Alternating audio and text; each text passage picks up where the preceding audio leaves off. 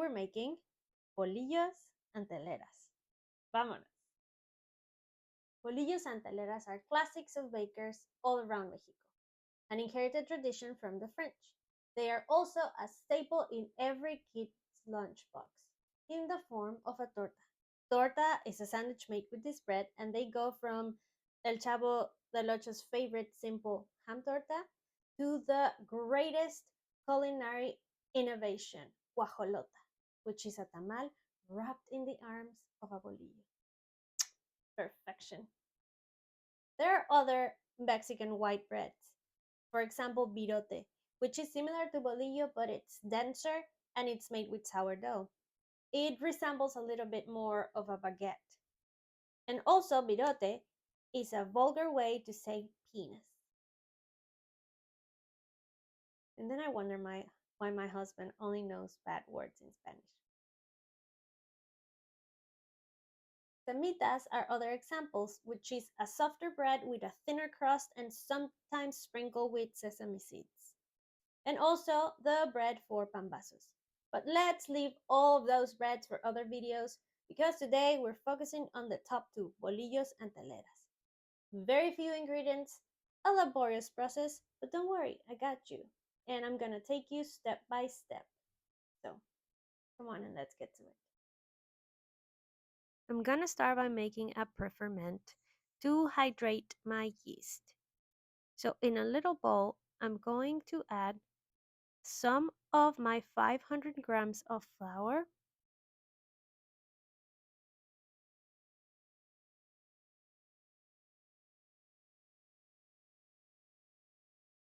my 9 grams of yeast, this is dry active yeast, and your yeast amounts can go from 5 up to 10.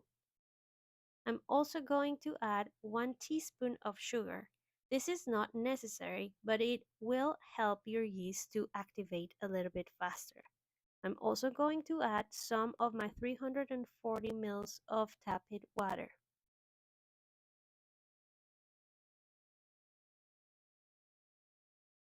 Mix it well and make sure to break all the flour bits. Looking at these bubbles, you can tell that your yeast is still active and it's going to work well. Now you can cover it and set it aside in a warm spot. Every time I make bread, I like to start mixing my ingredients in a big bowl. It makes things easier to mix, but also it makes easier to clean. So I'm gonna add the rest of my flour in my big bowl, fluff it up a little bit, and then make a well in the center. This is where we're going to add the rest of our ingredients. Now I'm going to add my salt all around it. I'm using 9 grams of salt. And after 15 minutes of waiting, my preferment is ready. And I'm going to add it right in the center. By making the preferment, you make sure your yeast is well integrated in your dough. So I really recommend this step. And don't be like me and at this point add your 2 tablespoons of oil. I forgot and I had to add it later when my dough was already formed. Add your flour little by little and you can introduce the rest of your liquids. By adding your flour little by little, you make sure not to overwater. In this case, I did use all of my water, but this will always depend on where you are and the temperature around you, and even the flour that you're using. Keep mixing your dough, integrating all of the flour, making sure everything is hydrated, and you're gonna end up with a shaggy dough that's gonna look a little bit like this. And at this point, I'm ready to dump it on the table and start working it. At the beginning of your foldings, you're gonna notice how sticky it is. It's gonna stick to your hands and your fingers and even maybe your table. Be patient and keep working it. Remember that you can always cover it, let it rest for 15 minutes, and then come back to work it. But sometimes you're just in the zone and you keep working it until it's done, and that's all right too. It took me around 25 to 30 minutes to work it completely. Always keep checking the elasticity of your dough and see when it's ready. At this point, I still wanted it a little bit softer in texture. Here, my dough was almost ready, but then I remembered that I didn't add my oil, so I had to add it at this point. So I brought my bowl back to keep the mess under control. It really wasn't such a big deal. You can do this if it happens to you. Just make sure to absorb most of it inside the bowl, and once it's almost all in your dough, then you can bring it back to your table and keep working it. You're gonna know that all the oil is being absorbed when your dough doesn't look as bright and gets a little bit more matte. Now that my dough has taken in all of the oil, it's not sticking in my hands or in my table, I'm gonna cover it in the remaining oil of my bowl and let it double in size. Did you know that you can proof your dough in the Instapot in the yogurt setting for 60 minutes? I just learned that today. I'm not gonna do that, however, I'm gonna use the proofing feature of my oven. And here it is, double in size. And the most satisfactory moment is when you punch it just like that.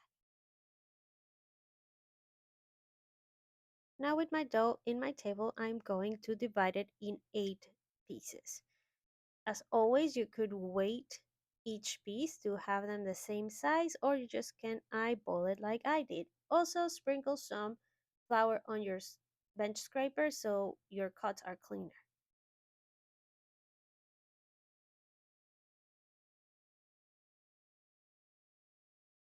With oiled hands, I'm going to separate all my pieces.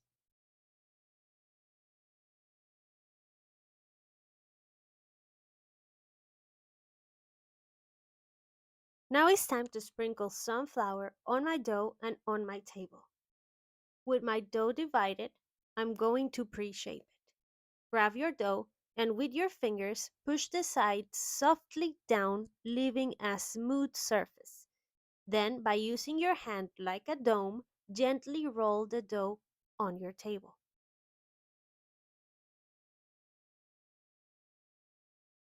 And this is how you shape your bolillos.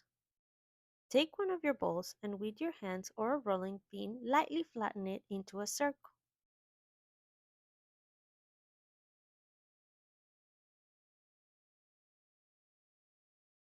Fold the ends inwards into a point and start rolling it. Before the end, fold in the other end into another point and finish rolling it. With both of your hands, roll your dough, only applying a little pressure with the outer side of your hands. This will help create the characteristic ballpoint ends of the bolillo.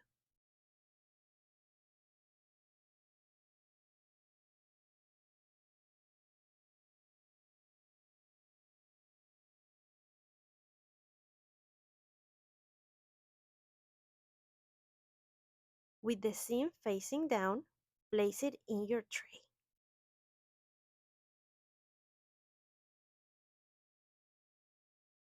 Let's do it one more time for you to see.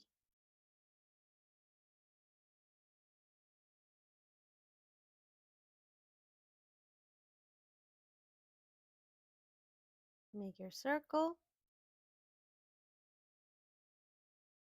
fold the point, roll it in, another point, and lightly roll it.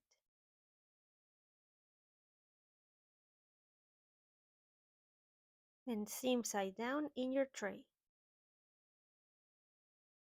Now let's shape our teleras. Teleras are a little bit easier. Grab your dough and flatten it with your rolling pin or your hand. And you want to extend both ends because we want to create an oval.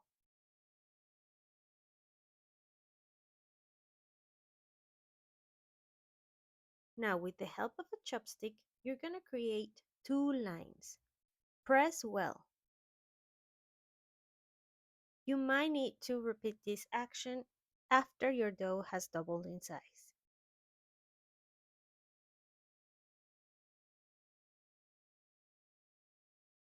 And here I show you one more time.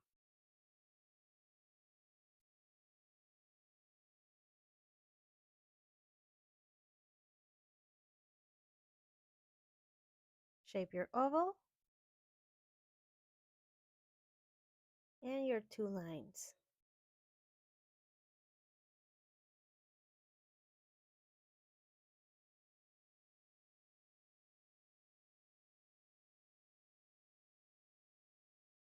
Now we're going to cover our trays and let them double in size. This may take 45 minutes to an hour.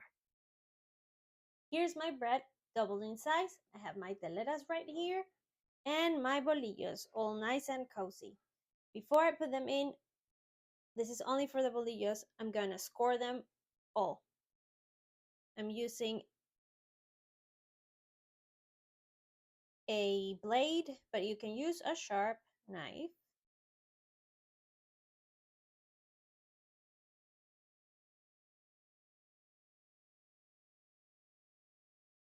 I have my oven at 425 Fahrenheit, and at the bottom of it, I'm gonna put this pan with ice.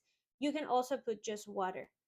This is gonna help steam up your oven and create a better crust. I'm gonna leave it to 425 for the first 10 minutes.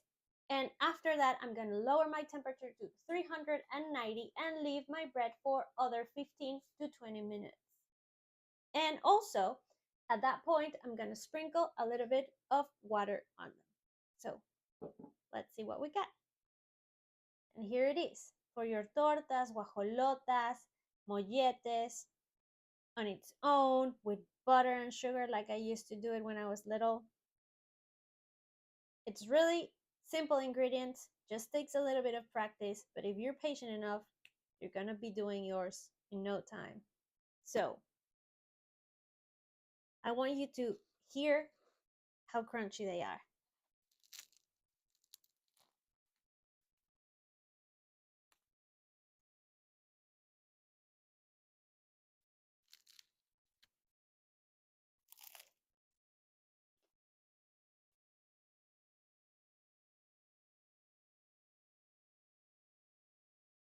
A very subtle flavor, so it's gonna go perfect with whatever fillings you want to do. So make them, share them with your friends. Just like this video, like, subscribe, and be notified. And for more, follow me on the socials. Adios, amigues.